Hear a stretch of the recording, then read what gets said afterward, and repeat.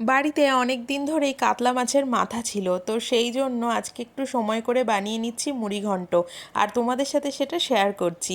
প্রথমে মাছের মাথা আর আলুটাকে, মুড়িঘণ্টতে যে আলু দেবো ডুমো করে কেটে আমি ওগুলো ভেজে রেখে দিয়েছি। তারপর কড়াইতে অল্প একটু সর্ষের তেল দিয়ে তার মধ্যে গোটা গরম মশলা, গোটা জিরে, তারপর তেজপাতা, শুকনো লঙ্কা ফোড়নে দিয়ে পেঁয়াজগুলোকে ভেজে নিয়েছি। তারপর আমি এখানে টমেটো কুচি দিলাম, সেটাকেও হালকা করে ভেজে প্রয়োজন মতন আমি ঝাল দিয়ে নিলাম। আর অল্প একটু নুন দিচ্ছি, কারণ নুনটা দিলে পেঁয়াজ টমেটো সব একসাথে সুন্দর করে বেশ গলে যাবে। দেখো কত সুন্দর করে তাড়াতাড়ি আর কি সিদ্ধ হয়ে গেছে। তো এরপর আমি এর মধ্যে একটা মশলা দেব। আর মশলাগুলোকে আমি একটু আগে মানে কিছুক্ষণ ধরে একটু জলে ভিজিয়ে রেখেছি।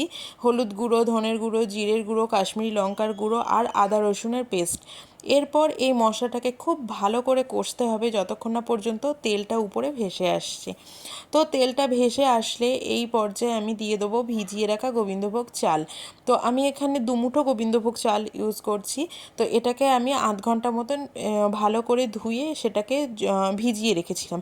ভিজিয়ে বলতে এমনি কোনো জল দিয়ে না, ওই রকম অবস্থাতেই আর কি রেখে দিয়েছি। তো এরপর আমি মশলাটার সাথে চালগুলোকে খুব ভালো করে ভেজে নেব, মানে হালকা করে কষিয়েও নেব।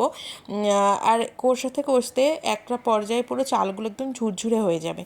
তো সেই রকম পর্যায়ে এলে আমি এখানে ভেজে রাখা মাছের মাথা আর আলুগুলোকে দিয়েও সমস্ত কিছু চাল মশলা মাছ সব কিছু একসাথে আমি আবারও 2-3 মিনিটের জন্য ভেজে নেব। দিয়ে পরিমাণ মতন আমি এখানে জল দিয়ে দেবো, জলটা দিয়ে আমি ফুটতে দেবো। আর জানো তো, আমি না আগে ভাবতাম মুড়িঘণ্ট মনে হয় মুড়ি দিয়ে বানানো হয়, কিন্তু পরে জানলাম যে না, এটাকে মাছের মাথা দিয়ে বানানো হয়। আর মাছের মাথাকে অনেকে মুড়ি বা মুড়ো বলে, তো সেই জন্যই এটার নাম মুড়িঘণ্ট বা মুড়ো ঘণ্ট। তো এই পর্যায়ে দেখো জলটা একদম শুকিয়ে এসেছে, চালগুলোও কিন্তু সিদ্ধ হয়ে গেছে। তো আমি অল্প করে গরম মশলা আর ঘি দিয়ে নিলাম, দিয়ে একদম মাখা মাখা করে এটাকে এবার নামিয়ে নেব। আর মুড়িঘণ্ট খেতে একটু মিষ্টি মিষ্টি হয় বলে আমি অল্প করে মিষ্টিও দিয়ে নিলাম এখানে। আর দেখো মুড়িঘণ্টটা কিন্তু আমার একদম রেডি হয়ে গেছে। এটা কিন্তু ভাতের সাথেও খেতে ভালো লাগে, আর শুধু শুধু খেতেও ভালো লাগে। আমার তো শুধু খেতেই ভালো লাগে। এই প্রসেসে একবার বানিয়ে দেখো।